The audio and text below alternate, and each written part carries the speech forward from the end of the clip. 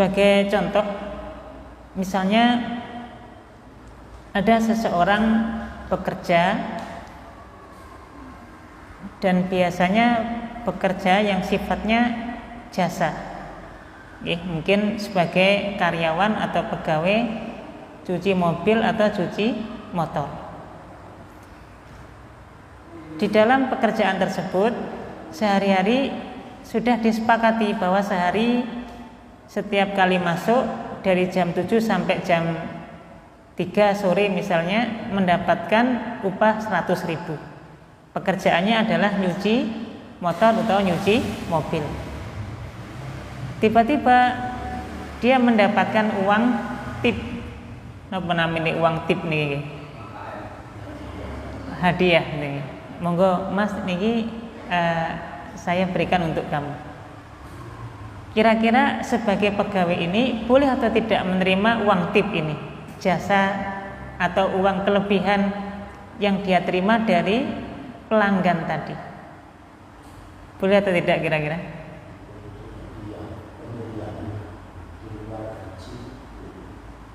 Okay. Ya, maka pada dasarnya kalau dia dapati uang tip tadi masih ada kaitannya dengan pekerjaan yang dia kerjakan, misalnya setelah nyuci dia bayar ke kasir, misalnya orang yang nyuci dia bayar ke kasir, terus masih dia tambahkan, ini uang tip saya 5.000 gitu, untuk jenengan.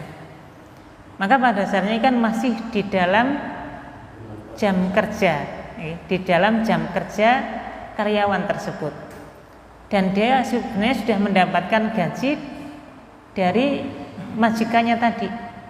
Maka pada dasarnya kalau kemudian dia terima uang tip tadi, hakikatnya ini adalah dia mendapatkan uang yang di luar dari gajinya tadi. Untuk itu, karena ini pada dasarnya adalah bukan haknya, kalaulah kemudian ingin dia mendapatkan uang tersebut, maka yang dia lakukan adalah disampaikan kepada majikannya tadi, disampaikan kepada bosnya tadi, Pak, tadi saya dapat uang tip 5.000 ini. Hakikatnya uang ini harus dikembalikan dulu kepada pemilik jasa cuci motor tersebut, dikembalikan dulu. Kalaulah kemudian pemilik motor ini mengatakan, wis mboten napa-napa, wis ini bagian dari hakmu, berarti ini boleh, hakikatnya dia terima, karena hakikatnya adalah sepengetahuan dari pemilik warung atau pemilik tempat cuci motor tersebut. Ya. Tapi kalau dia langsung ambil, langsung dia masukkan ke sakunya, atau langsung dia bangga, alhamdulillah rezeki anak soleh misalnya gitu ya, maka pada dasarnya dia menerima gaji, menerima uang di luar dari sepengetahuan pemilik tempat jasa tersebut. Untuk itu kalau dia langsung ambil, hakikatnya tidak dibolehkan, karena akhirnya dia sudah digaji oleh majikannya tadi dan dia bekerja di situ. Kenapa demikian jamaah dirahmati Allah? Kalaulah bukan karena pekerjaan tersebut, kan nggak mungkin kemudian orang mendapatkan uang lebihan tadi. Dia dapat itu kan karena faktor dia bekerja di situ gitu. Dan dia sudah digaji. Karena dia sudah digaji, maka haknya adalah gaji tersebut. Adapun dari kelebihan uang yang didapatkan, entah itu dari jasa tip dan seterusnya tadi, ini adabnya adalah tetap dikembalikan kepada pemiliknya, kepada bosnya. Kalaulah bosnya kemudian kebijakan sudah nggak apa-apa, ini untuk kamu sebagai tambahan, ya ini insya Allah menjadi pendapatan yang halal.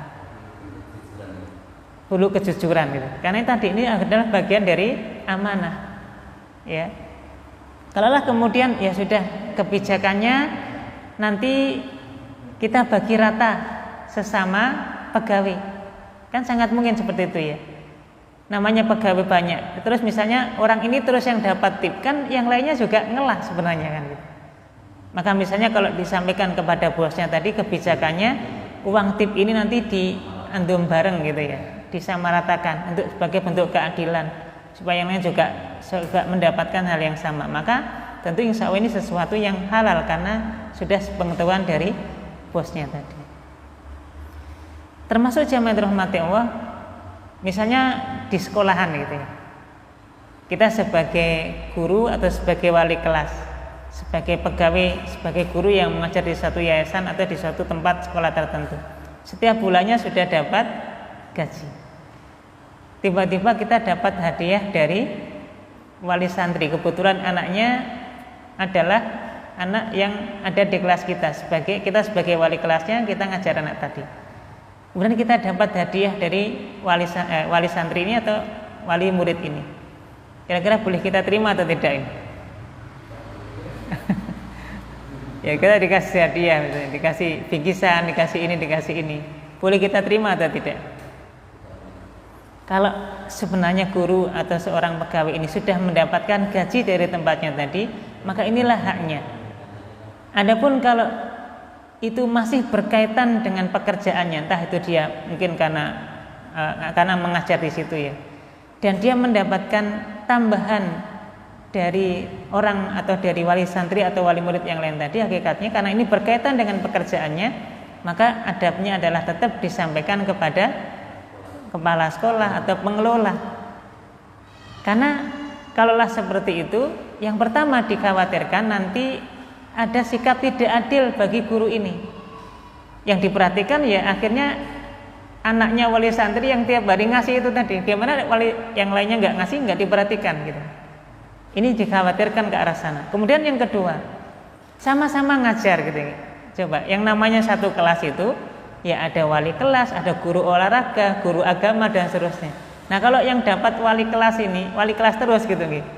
Terus sama-sama guru yang ngajar anak tadi, otomatis yang paling nggak dapat hadiah, sering nggak dapat hadiah itu siapa? Ya guru-guru yang lain.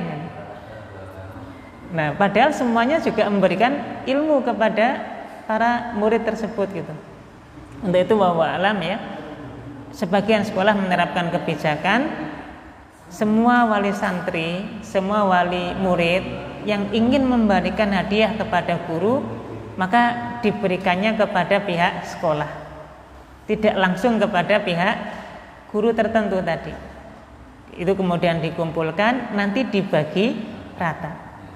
Ini yang lebih baik gitu ya, karena yang pertama sepengetahuan kepala sekolah atau pengelolanya, yang kedua hakikatnya ini hadiah bisa dibagi rata karena semuanya punya andil untuk memberikan ilmu kepada para santri gitu.